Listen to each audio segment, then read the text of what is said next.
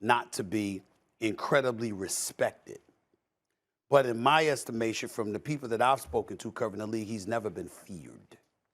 LeBron is not somebody that instills fear in you. Of course, you got a game plan for him, and you know that his Herculean talents and what have you, and what he brings to the table, he's impossible to stop. He's one of the top 2-3 players in the history of basketball. You know all of those things. But a lot of times when we think about MJ, for example, and obviously he's the one person that draws those comparisons, what ultimately comes up short is the level of fear that was instilled in you. You didn't mess with MJ. You didn't come at MJ like that. You didn't do stuff like that. People, and I'm not talking about Isaiah Stewart, I'm just talking about period in terms of opponents and how they come at you. You believe that you wondered what you was going to do about this. With LeBron, you believe you can take him. You believe he can be had, whether it's because of the teammates around him, the system he's playing in, the people that, whatever skill set you bring to the table, et cetera, et cetera. You just view him differently. And throughout the years in covering the league, those are all the things that I've consistently heard. Now, obviously, he would refute that. There's players that would refute that who have been supportive of him. Rich Paul and Maverick Carter definitely would refute that because I've spoken to them about it in the past. But, again, he is profoundly respected. This is not an issue about respect for LeBron. I'm talking fear factor. Fear factor. That's just not something that has ever been associated with him. There's a lot to unpack there. Go ahead, man. There's a lot to unpack there. That's why you're here. First of all, two of the guys you brought up in that conversation. Yes. Kobe. Yeah. Got two-piece by Chris Childs. Yes, Chris Childs. Michael Jordan got the hell beat out of him for years by the Detroit Pistons. So they challenged him physically. To say that LeBron, who's won 4 championships, multiple league MVPs, made the finals 8 straight years, to say he's not feared by players? Not feared. I don't know whether to believe that you believe what you're saying. I do believe that's crazy. Well, it's not crazy. It's not. That's crazy. It's not crazy, and you know better. You know better. You've been in the. But hold on. When has there been a situation? If you're talking physical confrontation. No, I'm not. Listen. Physical confrontation. Listen. Well. If that's what you're referring to, nobody's ever challenged LeBron like that. Why would they? Nobody could challenge him. I forgot who it was, the center that played for the Chicago Bulls when he shoved LeBron to the ground, pushed him to the floor when he was in Miami. But that's neither here nor there. What I'm saying to you is this. If you watch the game, which you do, I played the game, Stephen A. And I played against LeBron in the playoffs. Okay. And I've played against LeBron. I played against LeBron for 15 years. You fear what he could do. Listen. You fear what he can do to you on the basketball court because nobody could ever question the greatness of LeBron James. But what I am trying to say to you is that you look at him, there's certain things with MJ in the era that he was in. I've spoken to Isaiah, I've spoken to Dr. J, I've spoken to Kareem, I've spoken to Magic, I've spoken to other folks.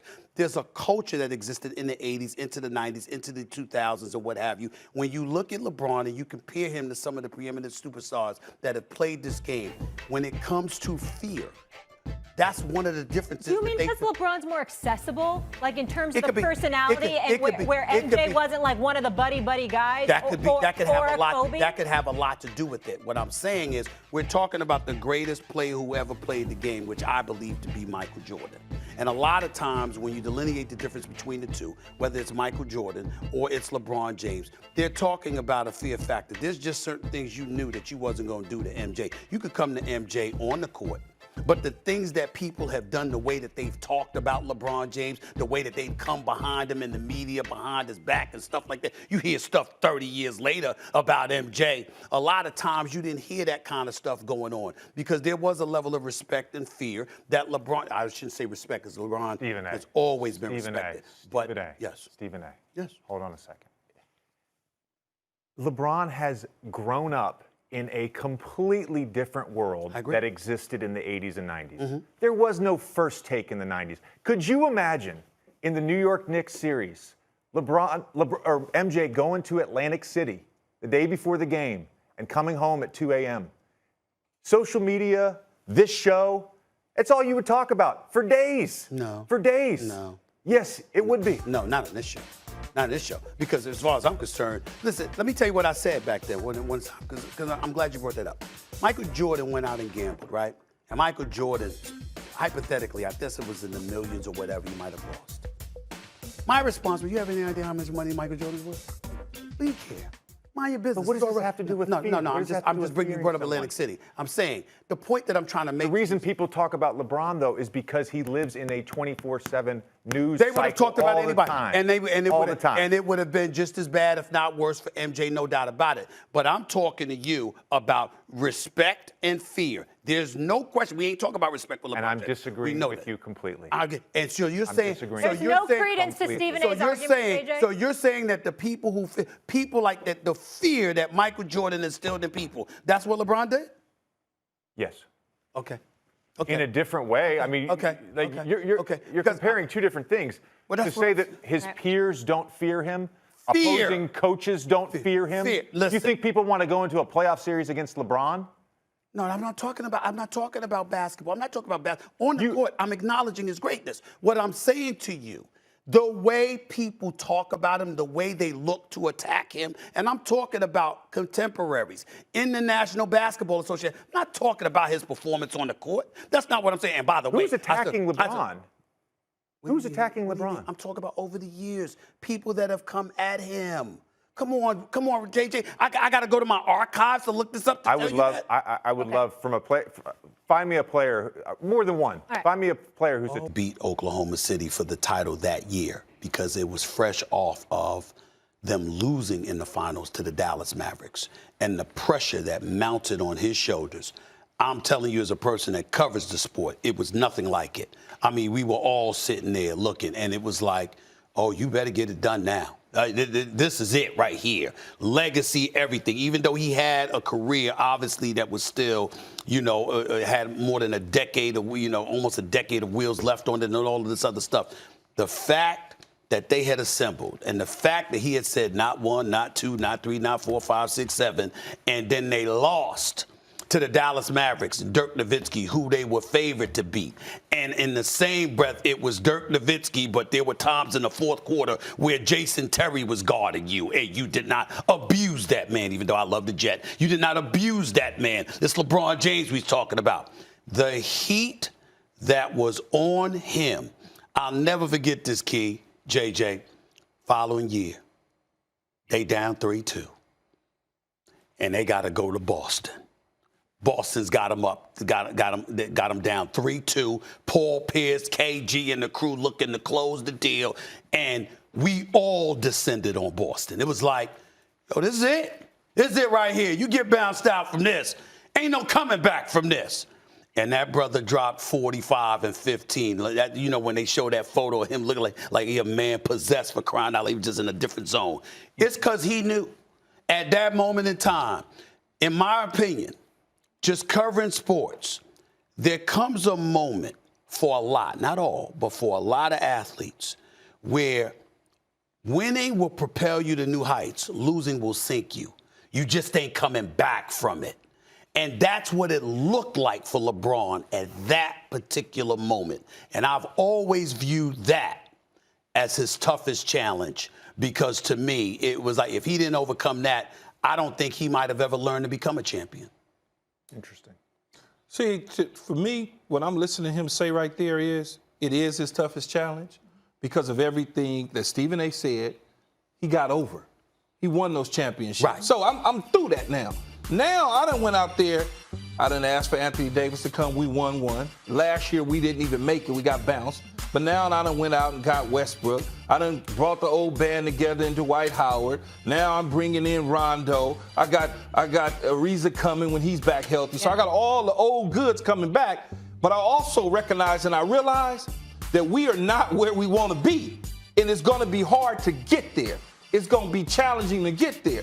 And everybody was doubting me based on last year coming into the season. Even though I assembled all these pieces and put things together, that's the part people that's hard are starting for me. to There's so doubt many him. stars on that team to say this is the most challenging, and you've got AD and but Russ you got on your it's challenging, squad. but it's challenging because you got to put it together. You got to put it together, and it's not together yet. That's what he's talking about. JJ, where are you? The greatest challenge of LeBron James' career was bringing a championship to Cleveland. He had 5 opportunities to do that. That 07 team was completely overmatched. They were a little bit early. They didn't have the talent. All right. You look at 2014, he plays the Warriors, or 2015 rather, he plays the Warriors. Kyrie hurts himself. 16, they're down 3-1. That's the greatest challenge. LeBron has said it himself. He said it himself. It's the best championship. He thinks it's the best championship in history. That's arguable. But to him, that is his greatest challenge. And if you look at all the teams that he brought to the finals with Cleveland, other than 15 and 16, those teams were overmatched. This team right now with the Lakers has 2 future Hall of Famers on the team. This is not the greatest challenge of his career. But why would he say it? He didn't say it. Don't put words in his mouth. But I'm just reading what he said. It's right up there with the greatest challenge. Yeah, but it's right up there with. He did. That's how you didn't take it that way. No, I didn't take it that way. So Not at all. don't mince his words through your rose-colored glasses. No, I think what JJ is saying as well as Stephen A. It is a challenge for him, but when you look at it, they're not playing good basketball. What are they, 500 right now? 500, yeah, 500. They're not playing good basketball. 7th in the West. When is that going to happen? That is a challenge. I don't care how great the players are that's around him. They're not playing good. They're not playing good, Stephen A. We talked about this off air a few weeks ago. Yeah. And we said, what is their ceiling in the regular season? And you guys felt that it was maybe a 3 seed, maybe a 4 seed. Yeah. Well, and I said they look like they're headed for the play-in game. Now, the way the Big Three have played the last 3 games, there's certainly an opportunity to move up in the standings. Right. But this is not a team that's going to be a top 3 seed in the West. The Lakers and the Bucks family ain't spending whatever the payroll is right now to be the 7th seed or the play-in game. That's why it's a challenge. But that's currently what it is. But let me break this down. First of all, I would warn you to be careful about what you say about J.J. Redick because he got this podcast blowing up, and then he leaves and go talks about us. You understand what I'm saying? Is that what you do, man? We have to be careful. I got to show up and invade the podcast Stephen so I can correct him for the error. You know what I'm saying? I'll get him later. I'm gonna get him later. It's no worry. What did I say on the podcast? I said you were one of, if not the most talented person on TV. Period. It was very flattering. I appreciate the love, behind your back. I think you're one of the greatest shooters in NBA history. Ain't nothing but love here. But I remember I heard that interview with Mikal Bridges. We'll talk about that a little bit later. You're not getting away with that. Okay. But let me get back. Let me get back to my point. That's right. I got Rabbit to tell him. I watch everything. He watches everything. Here's the thing. You see, you got to be careful what you say about it because he's going to quote you now. But here's the deal. When you talk about LeBron James and that challenge, it's just a personal preference. I'm going to always hold that suspension of Draymond Green against LeBron James and the Cleveland Cavaliers, only from not his fault, of course. I'm talking about the league giving him that stimulus package, knowing that he was a guy to get bounced out in 5 back at the Oracle. But you got to be fair, though, Stephen A., because Kyrie got hurt. No. This is not the finals. This isn't. No, I'm talking. This is. Oh, you talking about the